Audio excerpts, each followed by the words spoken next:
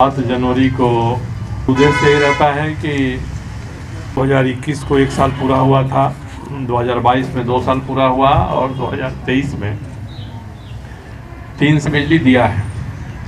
और ये मैंने अपने से नहीं कहा है, बल्कि उन्होंने हमको है जो लास्ट में 16 मई 2000 जो अभी आपको करना है 3 काम ऐसे कोई नहीं बड़े काम उधर जाने की ज़रूरत नहीं है। तो अपनी बात तो हम यहाँ वहाँ सब जगह हम लोग कहते हैं, और जो पीड़ित लोग हैं वही संपर्क करते हैं, तो लोग डरते हैं खड़े होने से, बोलने से। मेरा 14 पॉइंट में जहाँ इन लोगों ने बिजली दिया है, और ये मैंने अपने से नहीं कहा है, बल्कि उन्होंने हमको लीक कर दिया है। अब कहाँ जाएंगे, जैसे जाग जहाँ बैठ गए मैंने पूरा पे रहेगा। अपने तो हम चुनाव लड़ेंगे तो पूरब से ही लड़ेंगे। अगर लड़ेंगे नहीं, मैंने होता है भाई, कहीं ऐसी स्थिति आई, कुछ हो गया, यानी लड़ना है। हम लोग तो चाह रहे हैं कि इस राज्य में हम लोग 25-30 जगहों पर कैंडिडेट खड़ा करें। 30 जगह को हम लोगों ने चिन्हित भी कर लिया है, तो इसलिए हम लोग उसके प्रयास में भी लग रहे हैं। चाईबासा के बाद हम लोग अपना अभियान शुरू करेंगे। क्या कहना है, वो अमित शाह जी तो राज्य के गृह मंत्री हैं। एक गृह मंत्री जब किसी क्षेत्र में आते हैं तो बहुत सारी चीज़ों का विचार करके आते हैं, केवल चुनाव लड़ने, जिताने, मंत्र देने के लिए तो आते नहीं हैं। तो उनके दिमाग में चाईबासा से लेके सिमडेगा, लोहरदगा, पलामू के, गढ़वा के, चैनपुर, बेतला, ये सब की जो समस्याएं हैं, उन समस्याओं पर कितना नियंत्रण हो गया है, हो सकता है कि वो भी उनके दिमाग में हो। इसलिए मुझे नहीं लगता है कि केवल एक सीट के लिए कोई देश का गृह मंत्री केवल इतने ही काम के लिए आएगा।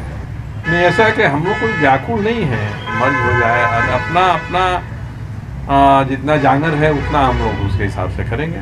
कोई न हम लोगों के लिए बीजेपी और जेएमएम बराबर ही दूरी पर है, दोनों ही, कोई ऐसा नहीं है। तो जेएमएम में भी जा सकते हैं, यानी दूरी बराबर है। जेएमएम में कहाँ कहीं जाने का तो सवाल नहीं है, किसी पार्टी में आदमी जाए। अब विलय होने का कोई संभावना नहीं है। विलय 2 साल है अभी। विलय तो तभी न होता है जब आप पूरी तरह से खड़ा होकर अपना आकार ले लीजिए। केवल हवा में हम लोग विलय कराने की बात करें तो उससे नहीं होता है। मतलब इस बार आप लड़ेंगे, आपके पास इतनी ताकत हो जाए कि लोग पूछे भी आपको ना।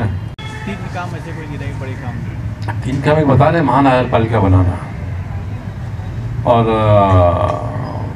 दूसरा है कि हमारे क्षेत्र में जो पानी की समस्या देने का, अलग अलग क्षेत्रों में पानी, बिजली देने की जो बात कंपनी ने मान लिया है, इसको साल भर के भीतर लागू करें और चालू कराए।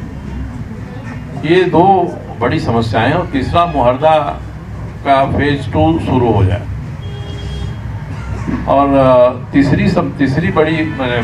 चौथी बड़ी एक बात है कि जो इलाके पुराने बसे हुए हैं, रिफ्यूजी कॉलोनी है, गुरुद्वारा बस्ती है, सीतारामपुरा के इलाके हैं, उन इलाकों के लिए एक टाउन प्लानर की नियुक्ति हो। टाटा स्टील के पास टाउन प्लानर है, मगर हमारे यहाँ जो नोटिफाइड एरिया उसके पास कोई भी टाउन प्लानर नहीं है।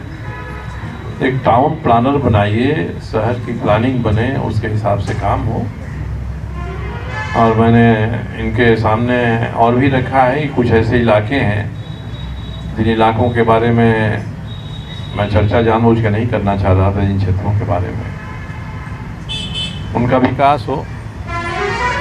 जैसे सूर्य मंदिर का परिसर है, उस परिसर के बारे में मैंने लिखा भी है, कहा भी है कि उसका समेकित विकास एक इंस्टीट्यूशनल एरिया के रूप में सरकार को करना चाहिए, ताकि जमशेदपुर में कंपनी के क्षेत्र के अलावे भी एक ऐसा बेहतर क्षेत्र बन जाए जो सरकार को राजस्व भी दे और लोगों की रुचि जहां जाने में और कई काम करने में हो। अभी जो वहां बना हुआ है उसके अलावे तो ये कुछ चीज़ें हैं, हमने अपनी तरफ से लिख दिया है, डीसी को भी लिख दिया है, सरकार को भी लिख दिया है।